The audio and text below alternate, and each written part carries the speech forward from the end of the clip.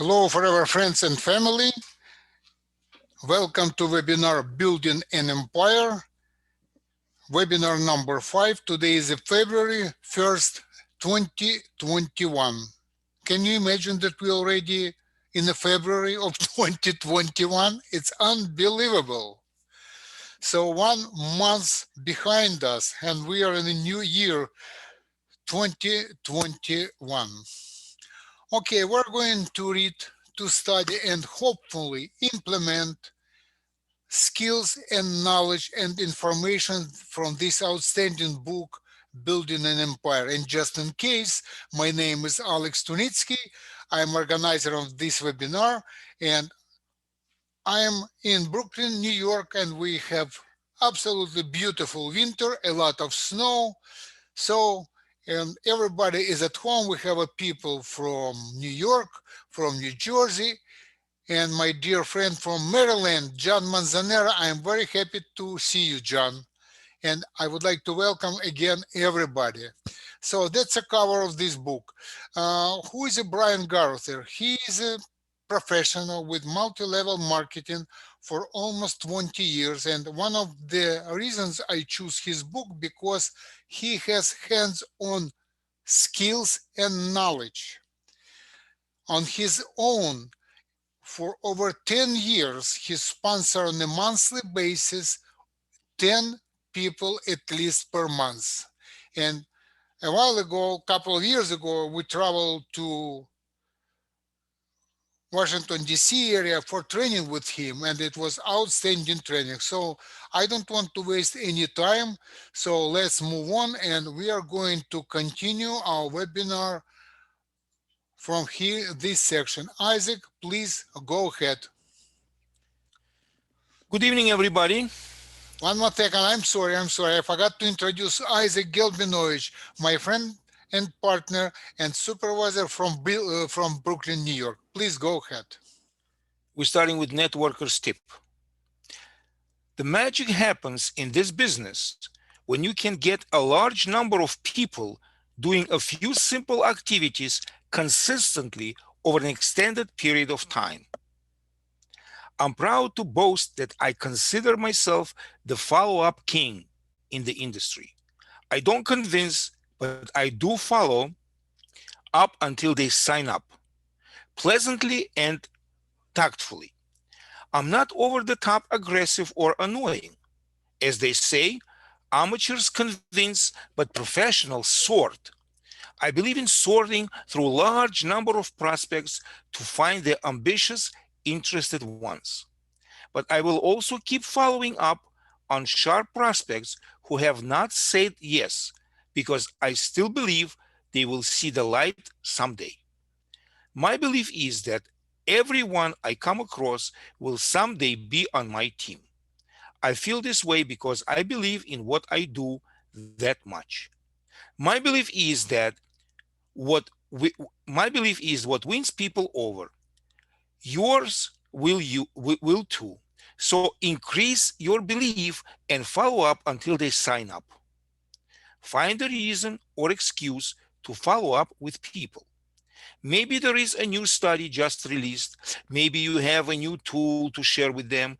Maybe you just had an exceptional earning month or won a company car or saw someone in your company with your prospects, same background, just retired from their job due to the business, and you want to spread the word. Here is an example of frequency in my follow-up. Day 1, exposure. Day 2, follow-up call to invite to any action step. Day 4, follow-up call to invite. Day 7, follow-up call to invite. Day 9, presentation. Assuming they did not join at presentation. Day 10, follow-up call to close. Day 14, follow-up call to close. Day 30th, follow-up call to invite. Day 60th, follow-up call to invite. Day 120th, follow-up call to invite. Day 200th, follow-up call to invite. Each follow-up will be a different angle. I might ask, what's new in their life? To see if a need for my business has arisen for them. I share a new success story to try to spark their fire.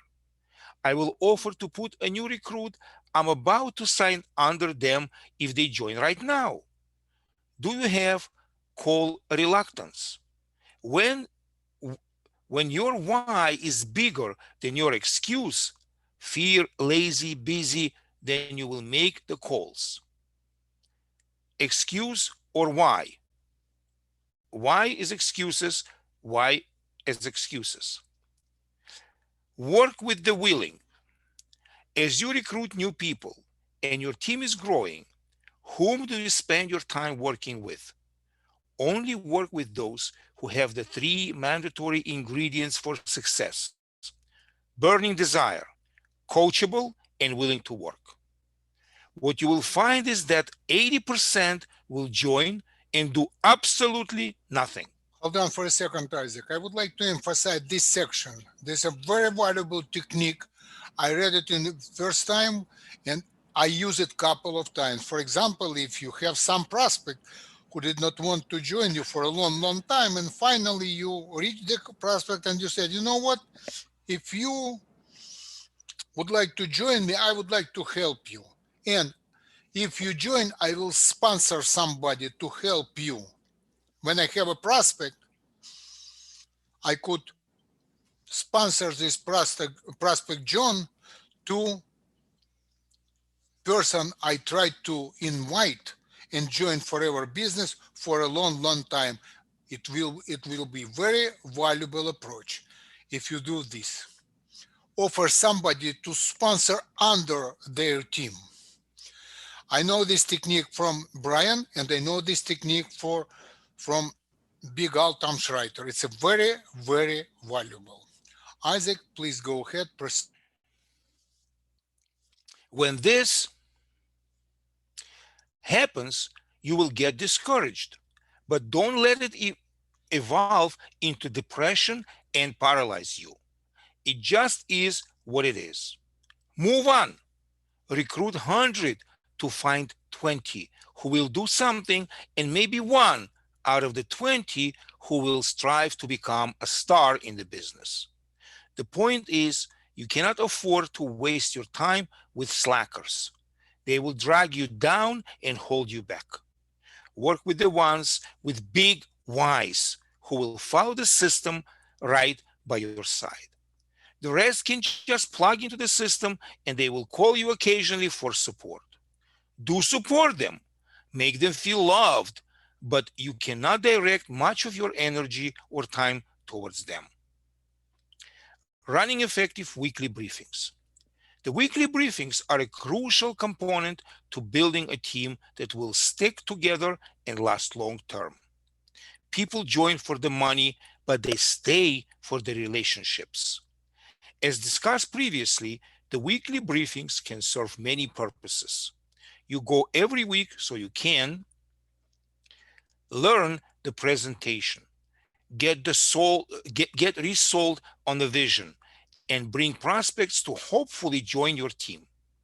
Part of the reason for attending is for learning, part for socializing with your friends in the business, and part for recruiting. So the environment must be conducive to these goals. As a leader in your market, make sure your weekly briefings is striving to be amazing.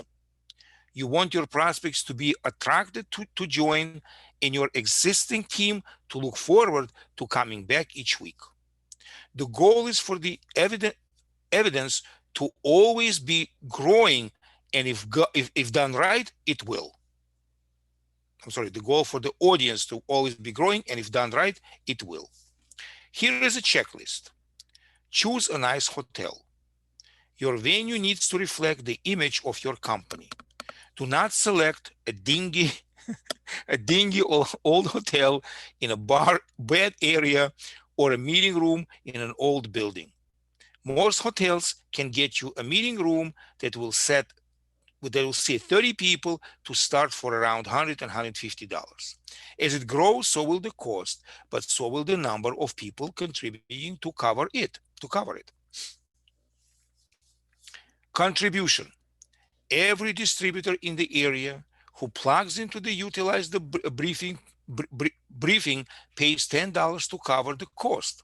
So one person does not bear the brunt of the cost. As the meeting grows, you may have enough distributors attending to lower the cost to $5. Sign-in table.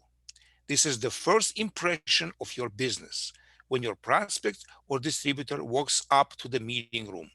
So put your sharpest, nicest people at the table. They must be outgoing, polite, smiling, and able to handle people who sometimes are not pleasant. These volunteers need to know how important this role is to success of the meeting. When people sign in, give distributors one color name tag and the guests another. This way, everyone will know how to tailor their conversation when they meet. Setup. Chairs should be set in a theater style. Only set up half the number as you expect to show up. If you expect 30 attendees, set up 15 and put down more chairs only when needed. As you add chairs as people enter, this creates an air of excitement, and the guests feel like there is more demand for this than was expected. Music. The room cannot sound silent like you are at a funeral. There needs to be upbeat but professional music that is pleasing to everyone. Not too loud, but just enough where it fills the room. I always remember Tina Turner, Simply the Beast, playing at many briefings I have done. Introduction. The people in the room need to be politely invited, asked to stay in their seats, turn off the phones, and then edify and introduce the speaker. 60 seconds. Do not go long here. Presentation. Use PowerPoint when possible. You are catering to your strongest prospects. People should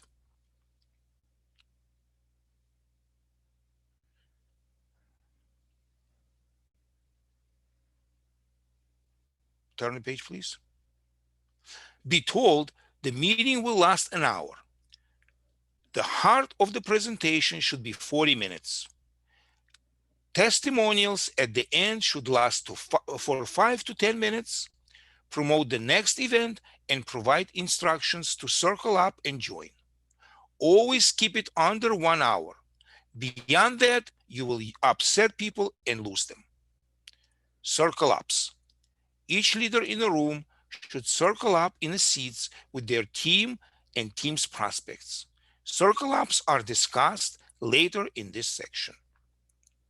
Materials. Do not have any materials out of that are to be taken home. This will cause prospects to ask to take it home and look over and get back to you. The goal is to let the presentation be it and sign them up immediately on the spot. Temperature. This matters more than you think. Set the room for 66, 68 degrees.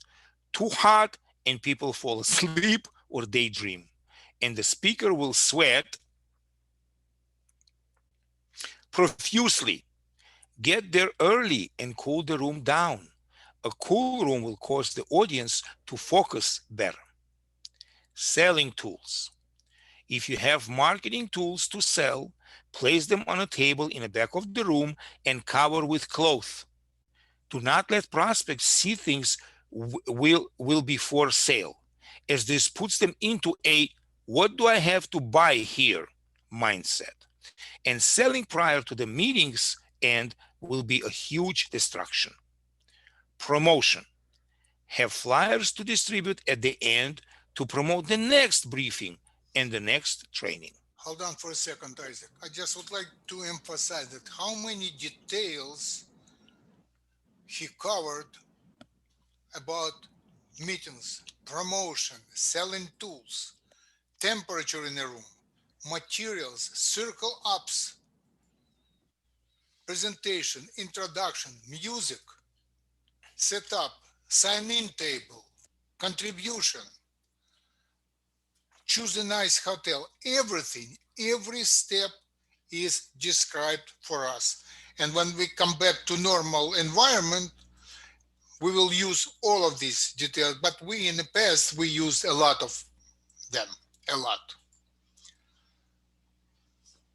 Hold on for a second, let me get to the, okay, Isaac, please go ahead.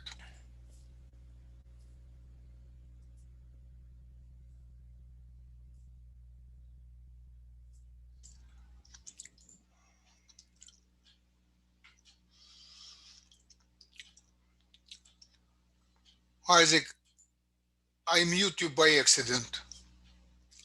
Or you mute yourself, I don't know. Please unmute and go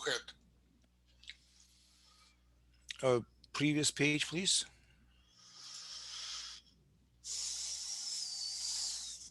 Promotion, after promotion, all of the activities of exposures. All of the activity of exposures and follow-ups throughout the week are leading up to getting people out to the weekly briefings. So make sure you are always looking for ways to improve how it comes off. Hold a meeting with your meeting holders once a month or quarter for a plan to review. A note to all meeting holders. Do not get so discouraged that you shut your briefings down if the attendees is not growing. I watched a leader of my team in Hawaii from afar as he launched a briefing. Every week, he would show up, set up, and conduct the 1 hour presentation. And sometimes the only person that was in the audience was his wife, or maybe 2 other distributors. This went on like this for about 9 months, but he held true to his vision of building a successful briefing and business. Eventually, he recruited a couple sharp guys, and it finally got traction and began to grow. About a year later, he was seeing over 150 people a week showing up. He soon found himself making $20,000 a month.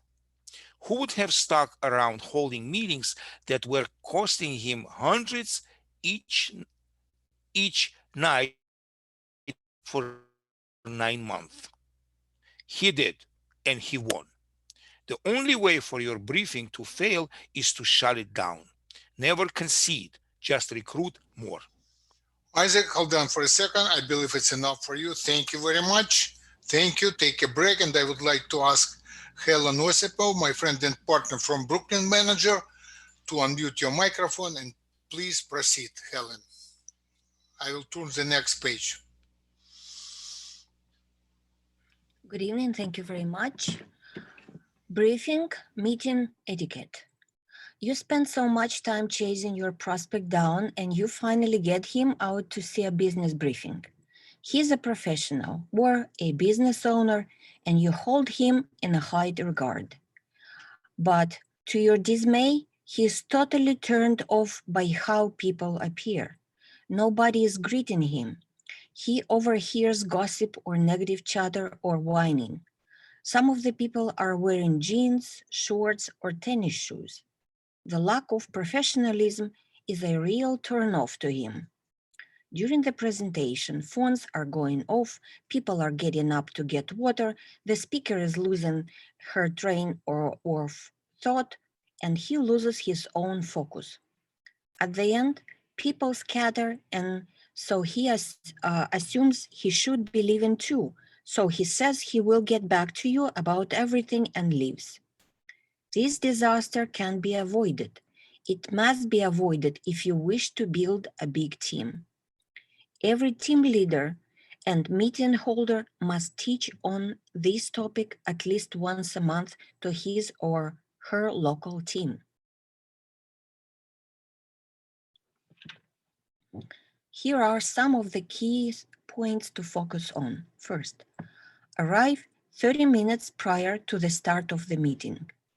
The pre-meeting is the most important part. This is where your prospect can catch the energy from excited associates, distributors, even before the actual presentation begins. Give your prospect a glass of water and make them feel comfortable. It is amazing what holding a glass does to their comfort level. Remember when you went to a club, bar, or social event and had nothing in your hands? Second, bring only a positive attitude. Leave your problems in the car. Talk only about how awesome this business is, how much money is being made. Share success stories and how it's changed your life. No shop talk about lost applications, guests not showing up, or even questions about the business. Remember, everyone is listening. Third, contribute to room costs.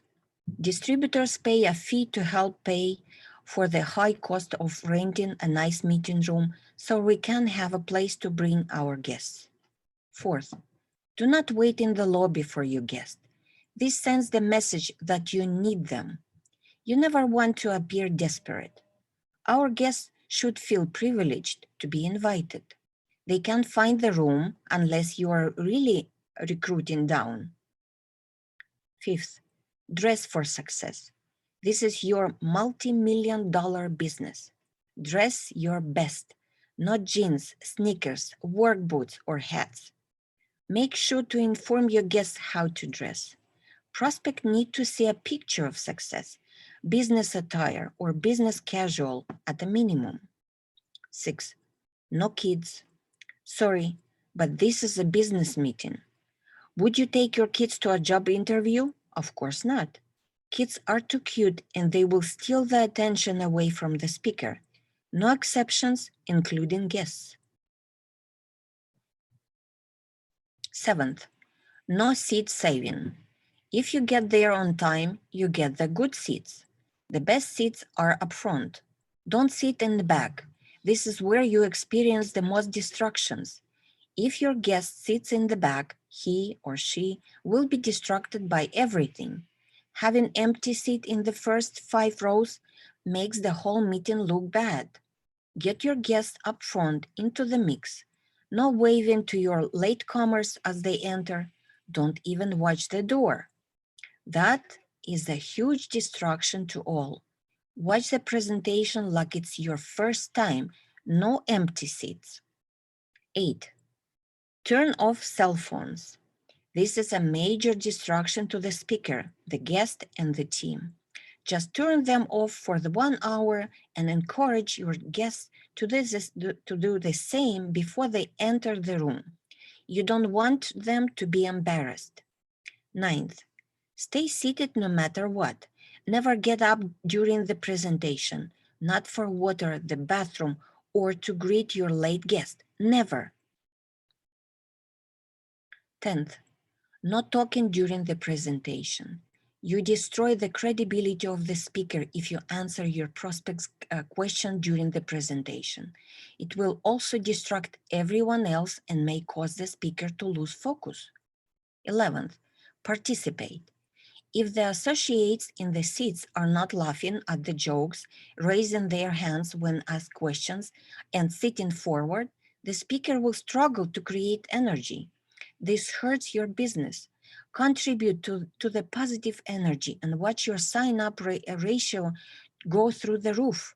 Warning, don't go overboard with participation and make it seem rehearsed. Be natural, but they involved. 12th, stay seated for 60 seconds. When the presentation is done, the music will come on immediately. At this time, stay seated with your guest for 60 seconds. Now simply turn to them and ask, what did you like best about what you just heard? Then, if the guest is interested, take them right to the front of the room to meet the speaker or circle up with your upline leaders. If they aren't interested at all, Escort them out of the room right away so they don't spoil it for the positive folks. 13th, use the speaker to close. The person in front of the room who just spoke has the most credibility. Don't try and close your own friends or prospects. Get in line and take them to the speaker. This makes them feel special. When the speaker refers them back to you to sign up, make sure you have applications ready. 14th, don't leave the room. As soon as you leave the room and enter the hallway to sign up your guest, you lose. Now you are in a convince mode and chances of them signing up is decreased by 50%. Stay in the room. It's your playing field where you stand strong on your turf. 15th, always promote the next event. The purpose of any event is to promote the next event. So as the A-team player, go around and talk up the next event. Encourage people to take flyers. If there are tickets, sell them. Treat the next event like it's the biggest and best event. 16. Introduce your new recruit. Make your new team member feel welcome by introducing them to others and at the end of the meeting, get your guest into the circle up with your team. 17th, testimonials. If you are chosen to do a testimonial on stage during the presentation, stay within 30 seconds maximum. Your job is not to convince, explain, or train. It's to tell your story. Simply state your name, quick background, why you got into the business, and what it has done for you and your family or lifestyle. The goal is to connect with the crowd. You want them to say, if he, she can do it, so can I. Please don't repeat the facts or tell them why they need to get started. This is not the time to spout off quotes or to close or recap. You simply want to share how the business has solved a problem in your life so guests can relate and say, wow, I want to do that too. Hold on for a second, Helen. So as everybody saw, there are 17 positions, all details about meeting. And I would like to ask everybody, do you have any questions, any comments? So please unmute your microphone or raise your icon with the little hand and I will unmute you so we could interact and discuss any questions you may have. Anybody?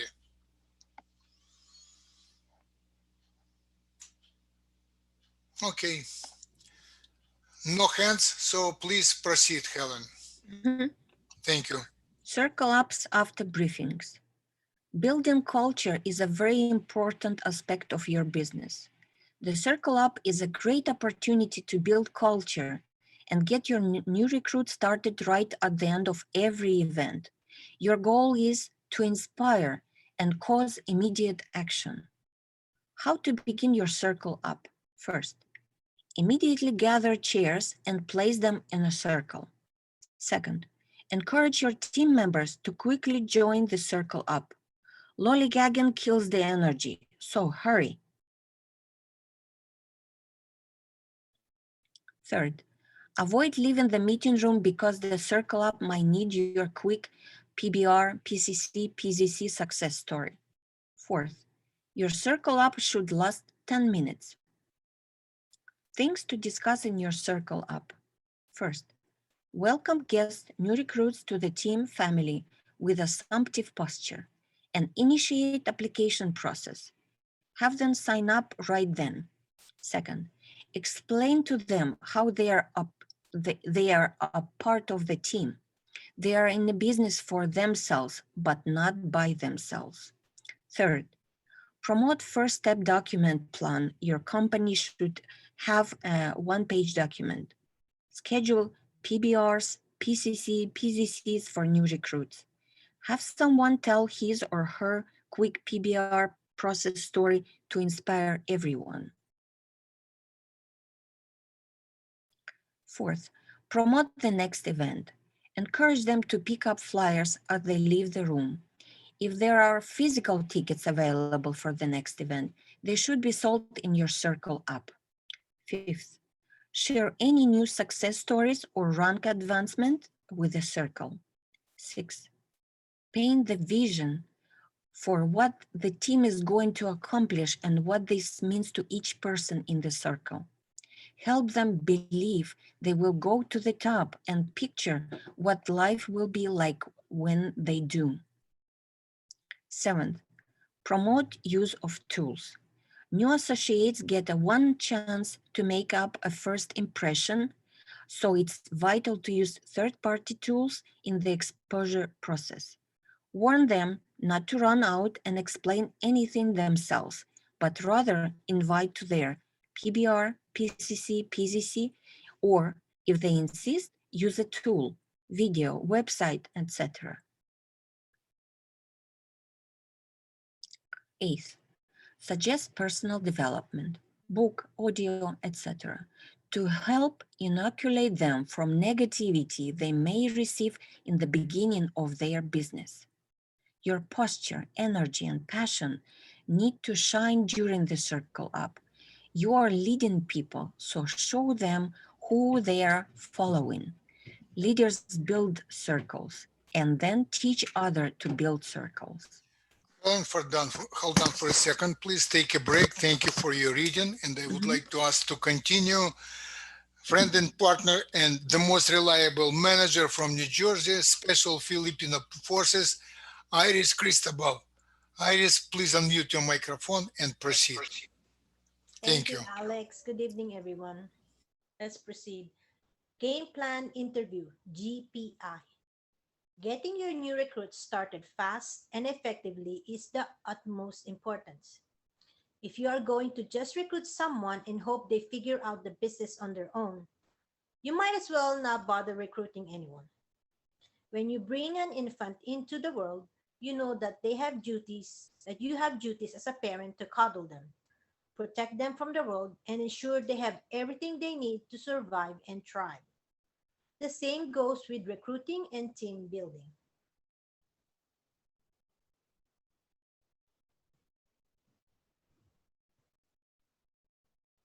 Your new recruit needs a win.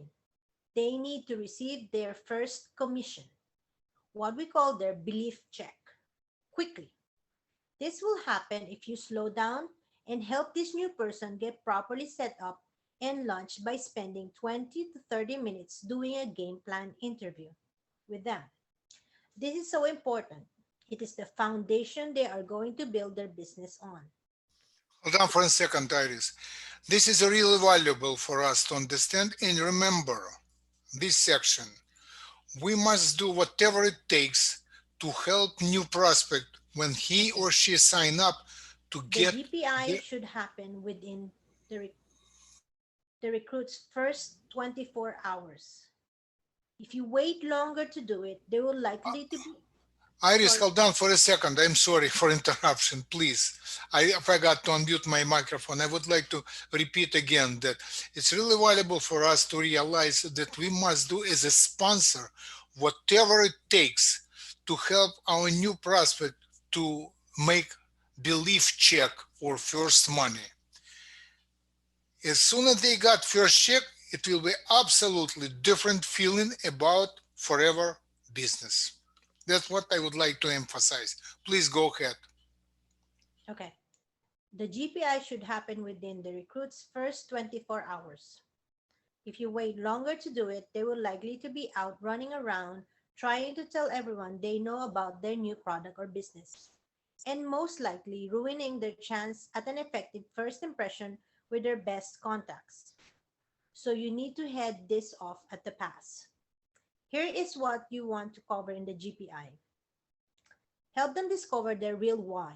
You both write it down. Start making their contact list.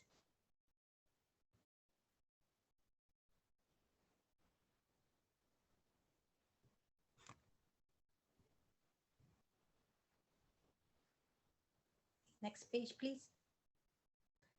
Get them plugged into the team platforms, Facebook group, email list, communication platforms. Promote the next team call and next local event, live local event. Map out their first rank advancement. Give simple action steps to start inviting their 10 easiest prospects to see a presentation. Pick for them from PBR, Zoom, ATM to Facebook page. More on ATM on page 161. Video, live event, etc.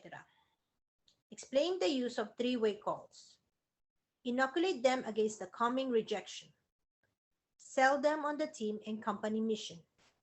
Sell them on their personal vision.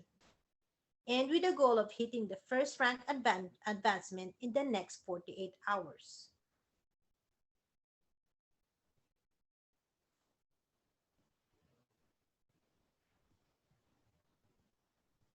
Some of the topics in GPI can be covered in a short, getting started video if your company or team leader wants to put this together, so that you can streamline this process and make it duplicate better.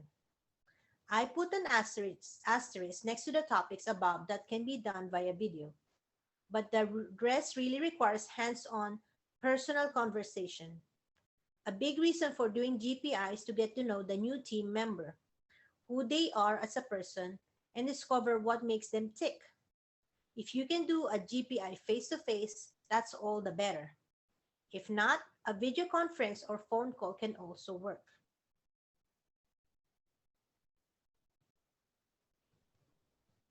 Chapter 3, Becoming a Builder. IPA, Income Producing Activity. You know the term time management, right? Oh, what a misnomer. Who really believes they can manage or control time? Time is going to pass regardless of what we do. You cannot slow it down nor add hours to a day. We have no control over time, but we can control what we do with our time. Time management really is about scheduling our day to ensure what we are being as productive as we want to be. As we all know, business is not all there is to life. We have families, kids, meals, laundry, sports, gym, lawn care, grocery shopping, church, school, sleep, cleaning, bowling, movies, and somehow we have to fit in making money. Always remember this. In network marketing, you own your own business. This is a business. It must be treated like one which you invested $100,000. If you choose to treat it like a little home-based program that you meddle with, it will not succeed. At least it will not create huge income. You have got to sit down and think through the priorities in your life and get your business to rank very high on this list. Determine how much time, a day, week you will devote to building it. If you are a part-time, this may be an hour every evening and 4 hours on the weekends. If you are cranking it up and able to go full-time, then you should be working on your business at least as many hours as you did prior to your job or career. Here's the rub. Most networkers think they are working their business, when in fact, 90%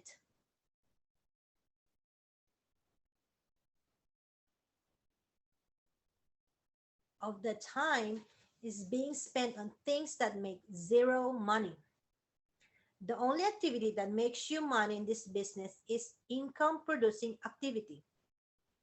This is IPA. This is defined as time spending talking to a prospect, either yours or for someone in your downline. Everything else is considered B activity. Some B activity can be done, such as calling your team to promote for an event, checking emails, calling the company to order supplies, or checking on an application. But just know that this does not generate any income for you.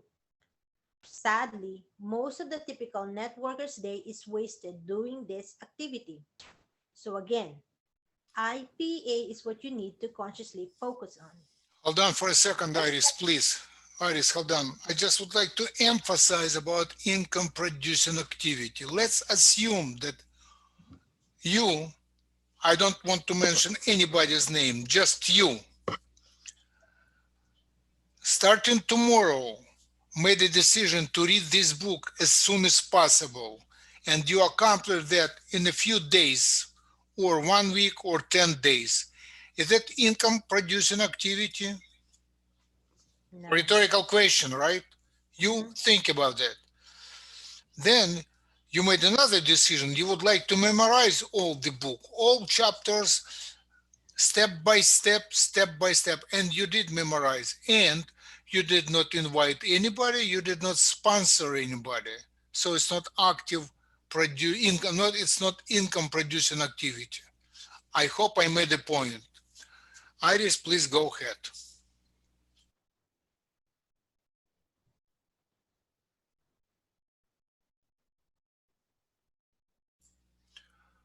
Iris, please go ahead. Okay. Let's diagnose your current situation. Take a look at this coming week and write down everything you do all day long. Include everything from eating, running, errands, homework with the kids, exercise, social media, whatever you spend time for your business. Maybe in a given day, your business activity was 2 hours. Assume you are part time. Out of that time,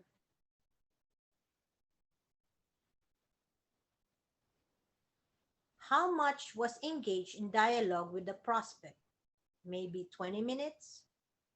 Do you feel you will build a six-figure income with that small amount of IPA? I have done this assessment with countless full-time networkers who claimed they were working the business 8 hours a day. But after we broke down their time was being spent and how much was real IPA, they discovered they were only talking to prospects maybe 1 hour of their day. What a wake-up call. Awareness is an amazing thing. As I watch some of them cut out so much B activity and start consciously using their time to actually make money by doing more presentation and follow-up calls. Do more IPA and teach your team to do more and watch your business suddenly explode. Sorting through the numbers. Recruiting is a game of numbers. You will never know which prospect will be interested or not, nor will you know which recruit will be producer or a quitter. The game plan is to recruit everyone you can, and within 90 days, they will sort themselves out. Some will be studs, and while most will be duds. I wish I had a device that would allow me to scan prospects' forehead and tell me if they have burning desire, will be coachable, and will be willing to work. But after looking around for this device, I have found it doesn't exist.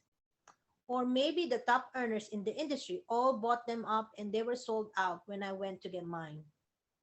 Bottom line is that the more prospects you talk to, the more likely you will find some good recruits. And the more you practice at it, the more effective at recruiting you will become.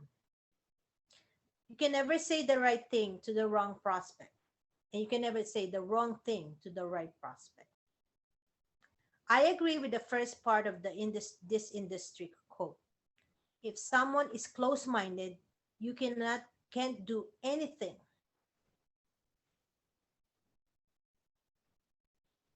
about that. And you don't need to. It's their loss. Some will, some won't. So what? Move on. The second part of the quote is semi-true in my mind. If someone is open and looking for an opportunity, you still need to do your best at trying to convey the information in an effective manner. The quote attempts to squelch the networker's fear of approaching prospects and messing it up. While I agree that there is nothing to fear, you still want to remember that third party is always best. Not only will third party have more credibility, but it will also duplicate when the new recruit approaches prospects. So I am all saying is stick to the system of tools and events. Edify and introduce the third party to third party. Do it with enthusiasm because the prospects are buying your belief. Do you want to recruit someone you think may be a dud? Yes. First off, you can judge a book by its cover, but more so, it's who they know that matters most anyway. You don't recruit. You don't recruit to, you recruit through. A recruit is not the end game. Better yet, he or she is a doorway to hundreds of contacts that otherwise you would not have met. So network through them to find the studs they can lead you to. I say duds will lead you to studs, as I have watched this play out hundreds of times on my own team. Or links and leaders is another common term. Just keep the chain going until you find a leader. Look at few real examples that occurred on my team. Starting with me,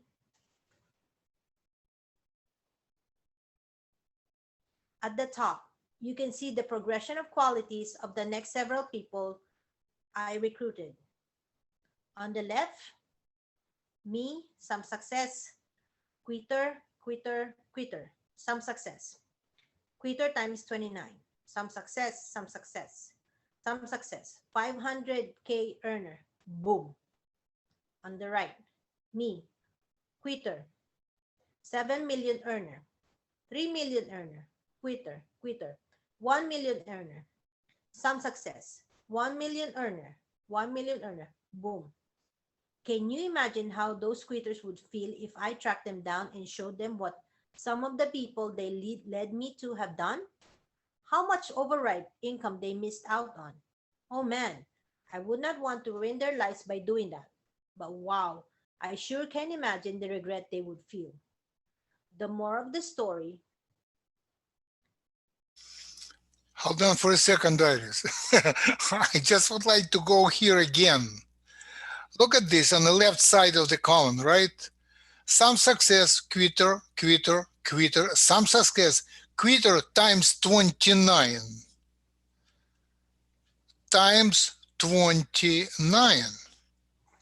I just want to share with you, and many of you know this story, that Boris, our dear friend and partner's sponsor who resides now in Hawaii, he got in his downline. 10th level, Natalia Zablotsky, who became a first Russian-speaking Sapphire manager, and he ahead of the whole upline.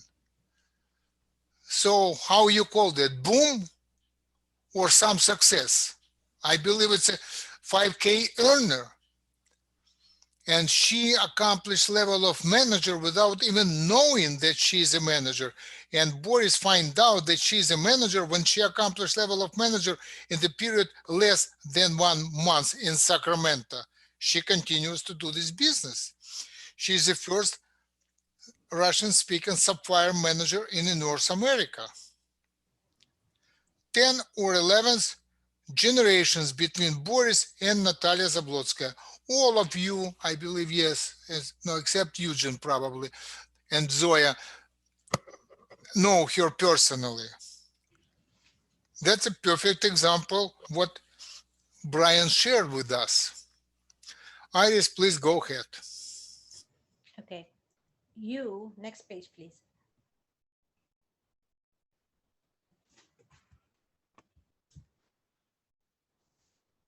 Next page. I did. Must never quit. You must never quit. And never stop networking through people before they quit so they can lead you to the next leader. Hold on for a second. I believe that's enough for today because we cover, thank you, Iris, Helen, and Isaac, Helen, and Iris. We cover a lot of information. It's a lot of things to digest. Nadezhda, I saw your hand.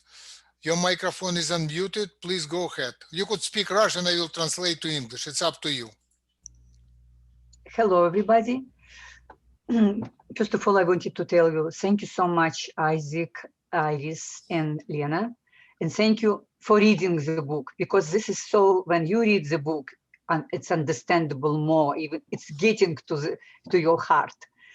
And thank you, Alex, for organizing it. And I wanted to tell, you know, what today, what I was listening in the book, and I thought, oh my God, Brian explain so details. It's like we getting. I've got Kindle. And for $10, you get it experience life what he went through and he shared to us. I think it's need to be written not just once to understand that it's need to get to your, and exactly for better understanding and definitely right away. Some of them we just need like to write it down and to know that we need to use it.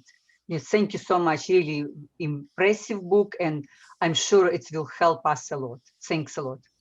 Thank you, Nadia. I said Nadezhda because I saw Nadezhda Ignatenko. She is in Russia, in Krasnoyarsk, in the area. I saw she raised her hand, but I didn't see it any longer. Anybody else would like to say something or would like to make a comments?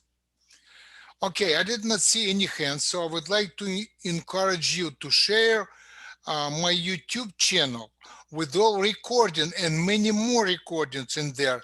Ask your people to sign up. It's a free, and they will notify you as soon as new recording will be in there. And I'm asking you and everybody else to make a comment, click on like when you like the video right there. I do it for us. I do it for you. Thank you again, Isaac, Helen, and Iris. Iris, Helen, and Isaac. And we will talk next week, next Monday. Thank you and good night. Be safe and healthy. Thank you. Good night.